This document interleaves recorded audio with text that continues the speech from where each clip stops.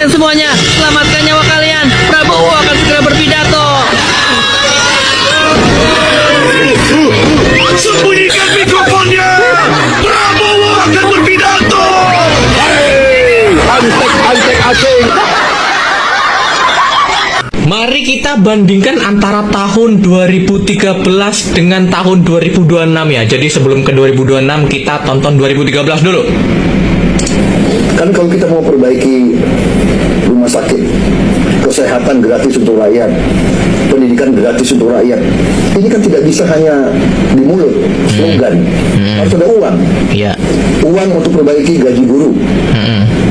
Uang untuk memperbaiki gaji dokter, perawat, bidan. Uang untuk obat-obatan. Semua harus ada uang. Nah sekarang uang itu banyak yang dihamburkan. Ya, oke, mantap ya. Sekarang kita lihat yang 2026. Set, geser dulu. Nah, kelihatan tuh ya. Oke. Kenapa gaji guru tidak bisa baik? Kenapa gaji pegawai negeri tidak bisa baik? Kenapa anggaran Ada yang tepuk tangan. kurang? Iya. Ya kan? Iya. Karena uangnya nggak ada. Oke. Biar terus. Oke. 1. Terus ini ada lagi 2. Karena uangnya nggak ada. Selamat datang di channel Latan Sani Official. Prabowo jadi sorotan. Mengapa sebagian pidatonya sering memicu perdebatan? Dalam beberapa waktu terakhir, Prabowo Subianto kembali menjadi perbincangan di media sosial. Bukan hanya karena kebijakan pemerintah, tetapi juga karena sejumlah pernyataan yang disampaikan dalam berbagai kesempatan. Beberapa potongan pidato menjadi viral dan memunculkan beragam reaksi, mulai dari dukungan, kritik, hingga candaan dari warganet. Fenomena ini menunjukkan bahwa setiap ucapan seorang kepala negara memiliki dampak yang besar. Di era media sosial, satu kalimat saja dapat menyebar kejutaan orang dalam hitungan menit. Akibatnya, masyarakat pun dengan cepat memberikan penilaian, baik yang positif maupun yang negatif. Maka dari itu, ayo kita tonton cuplikan berikut ini. Ini buat orang tua yang punya anak gadis atau gadis-gadis yang didekati pria. Tolong jauhi pria-pria model Prabowo Subianto. Tolong jauhi, ya.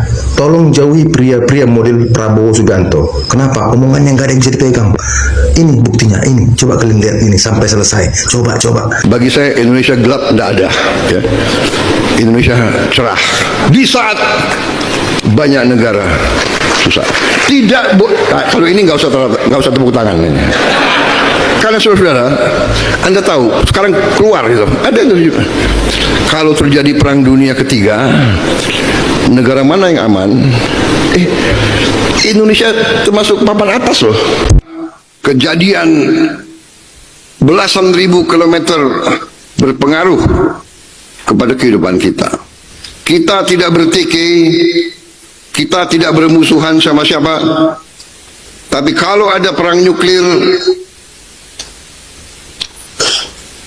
di satu belahan dunia, kita akan kena dampaknya. Untuk presiden tercinta Pak Prabowo, masyarakat ini udah di ujung kepercayaan terhadap pemerintah. Ini tinggal sedikit lagi Pak, tipis. Toleransi kita terhadap buruknya kinerja pemerintah, korupsi yang terjadi, statement-statement Bapak saat pidato itu, dampaknya bukan cuma ekonomi Pak, tapi kehidupan orang, nyawa orang Pak. Kalau zaman dulu kinerja presiden jelek, mereka cuma mengkritisi kinerjanya, tapi tidak dengan presidennya. Program yang Bapak buat itu bagus Pak, Kopdes itu bagus, tapi eksekusinya jelek. MBG banyak cacat di dalamnya, saking banyaknya korupsi, orang-orang udah capek mengkritisi programnya, makanya sampai mengkritisi Bapak langsung. Saya memang salut Bapak nggak perhitungan terhadap anggaran MBG, program Kopdes, kepada gaji hakim, gaji menteri, tapi untuk gaji guru Bapak perhitungan sekali. Anggaran pendidikan Indonesia top global nomor 1, paling kecil dibandingkan di seluruh negara di dunia. Kita kalah sama Bangladesh Pak. Gimana nggak top global nomor 1? Buku aja dipajakin 12%. Bapak memang ini tidak ada niatan bikin negara kita minim literasi, tapi dengan statement dan kebijakan Bapak keluarkan, kita jadi mikir, Pak. Buzzer-buzzernya Bapak itu pingin kan Bapak 2 periode. Nah, buktikan itu dengan kinerja, Pak. Bukan buktikan ke buzzer-buzzer, tapi buktikan langsung ke masyarakat. Karena nanti yang menikmati bukan buzzernya, tapi masyarakat seluruh Indonesia. Bang, kalau lu isinya mengkritik presiden doang, mending lu yang jadi presiden. Komentar seperti itu tidak akan menyelesaikan apa-apa, bro. Gua bikin konten ini aja pasti kemungkinan kecil untuk ditonton presiden kita. 1 banding 1 juta kemungkinannya. Tapi yang pasti konten ini bakal ditonton masyarakat. Dan kalau ada satu hal yang menurut gua harus kita sadari, yaitu jangan pernah menyerahkan sepenuhnya masa depan kita kepada pemerintah. Siapapun presidennya, pemerintahnya akan berganti, kebijakan bisa berubah, pajak bisa naik, tapi satu hal yang tetap jadi tanggung jawab kita adalah bagaimana kita mengelola uang kita sendiri. Coba kita dengar yang satu ini ya. Coba kita dengar.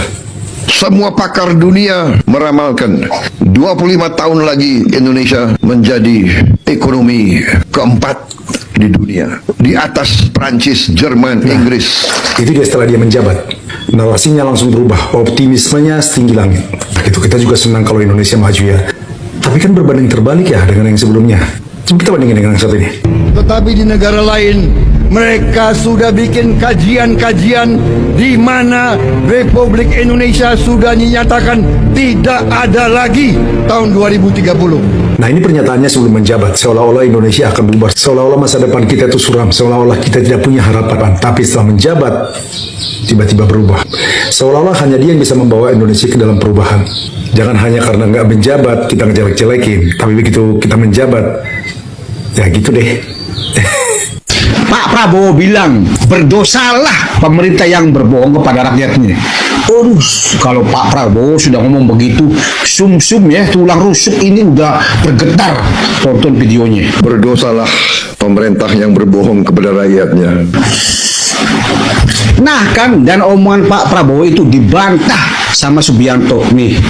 Kesehatan nggak bayar, subsidi listrik, subsidi BBM, kemudian sekolah harus kita bikin nggak bayar, kemudian kita akan kasih makan siang, kemudian saudara-saudara kita harus berani seperti negara lain. Angkutan di kota-kota besar kalau perlu subsidi 100%. Ini Subianto ini nggak jelas ini, udah nggak jelas. Kita dengerin lagi ya, omongan Pak Prabowo. Berdosalah pemimpin yang berbohong kepada rakyatnya. Nih, Berdosalah pemimpin yang berbohong kepada rakyatnya. keren nggak? Jantung bergetar kalau sudah Pak Prabowo ngomong itu. Berdosalah. Ngeri. Coba kita lihat omongan Subianto ya. Saya ingin jadi presiden. Prestasi saya yang saya idam-idamkan, kalau saya bisa jadi presiden di mana harga turun, harga pangan turun, harga pupuk turun, harga benih turun, harga untuk rakyat kita turun, terjangkau di semua bidang. Oh, semua bidang. Enak upilnya nih. Subianto, nggak dengerin presiden kita ya. Pak Prabowo bilangnya kalau pemimpin berbohong itu maka berdosalah. Bener-bener nih Subianto ini. Toh, nggak dengerin omongannya Pak Prabowo ya toh. Innalillahi wa inna ilaihi raji'un. Teriaknya gimana sayang? Hidup Jokowi! Jarang ada negara yang berhasil membuat 30.000 koperasi dalam 1,5 tahun. Kata siapa jarang, Pak? Ya. Kata siapa jarang? Malah kata gue nggak ada. Kayaknya nggak ada deh negara yang bisa membuat 30.000 koperasi dalam 1,5 tahun. Nggak ada. Karena mereka itu harus riset dulu, punya hitung-hitungan yang bener dulu, punya modal yang kuat dulu, punya SDM yang memadai dulu. Banyak yang harus dikaji, Pak. Beda sama kita memang canggih, hebat memang Bapak itu, top parkoto. Idenya aja dari wangsit. Di mana, di negara mana ada yang begitu? Nggak ada. Hanya ada di negara kita, Indonesia. Dan Bapak Presidennya. Keren, memang keren banget. Gak perlu ada namanya kajian, gak perlu namanya ada riset mendalam, gak perlu namanya adanya SDM yang sudah mumpuni. Dan satu lagi Pak, ya satu lagi nih, kan tadi Pak bilang Koperasi Desa Merah Putih, tapi kenapa itu KDMP ada di kota? Ya sebelah rumah gue ada. Namanya nggak KDMP dong harusnya. KDMP, Koperasi Desa Merah Putih, tapi posisinya ada di kota. Namanya apa dong? Ada yang punya usul nggak? Kira-kira namanya kalau ada koperasi di kota itu namanya koperasi apa? Koperasi Kota Merah Putih atau koperasi nyasar di kota atau apa? Ya?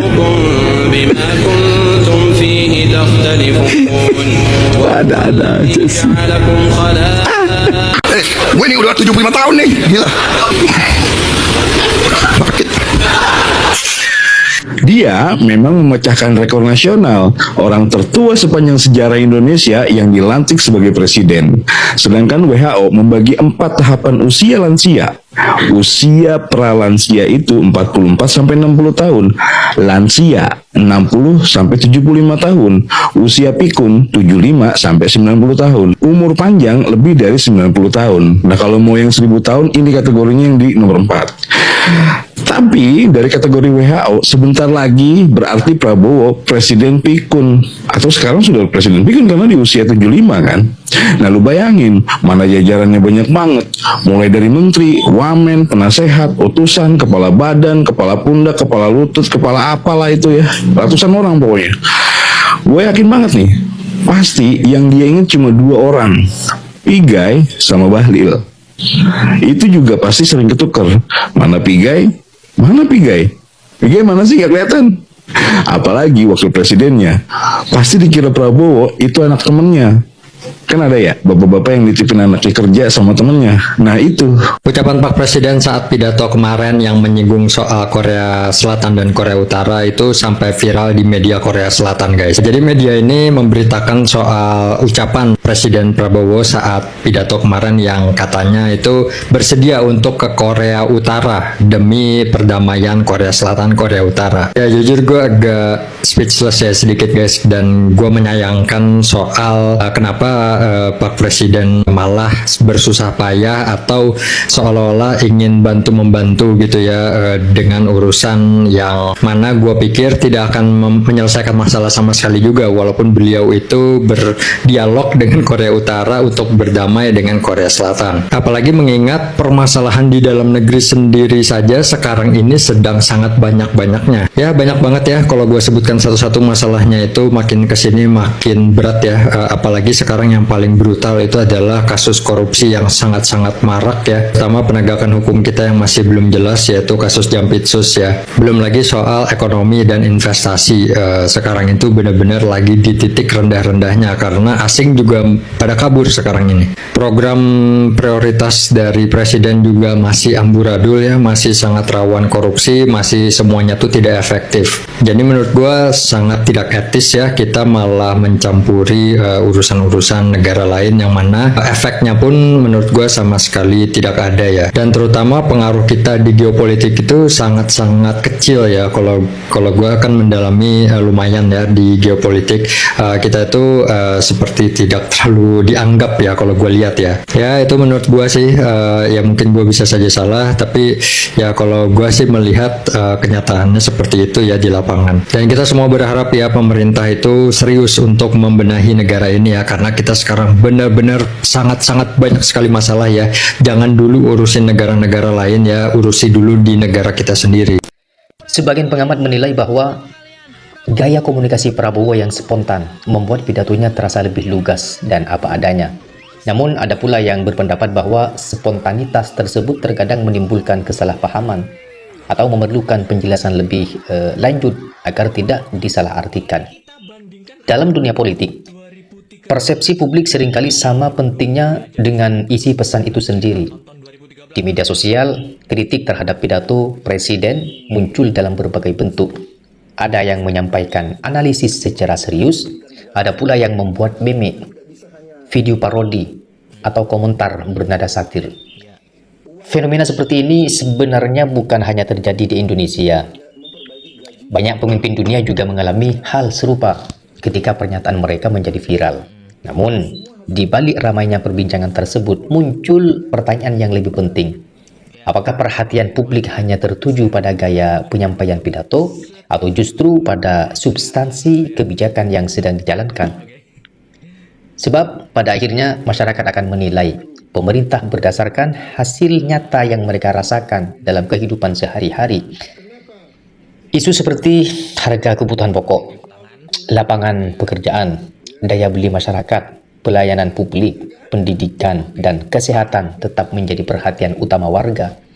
Ketika kondisi ekonomi dirasakan sulit oleh sebagian masyarakat, setiap pernyataan pejabat publik cenderung mendapat sorotan yang lebih tajam. Karena itu, komunikasi pemerintah menjadi salah satu faktor penting dalam menjaga kepercayaan publik. Bagi pemerintah, kritik dari masyarakat dapat menjadi masukan untuk memperbaiki cara berkomunikasi maupun pelaksanaan kebijakan. Sebaliknya, masyarakat juga diharapkan menyampaikan kritik berdasarkan informasi yang lengkap, yang akurat, bukan hanya potongan video yang beredar tanpa konteks. Nah, perdebatan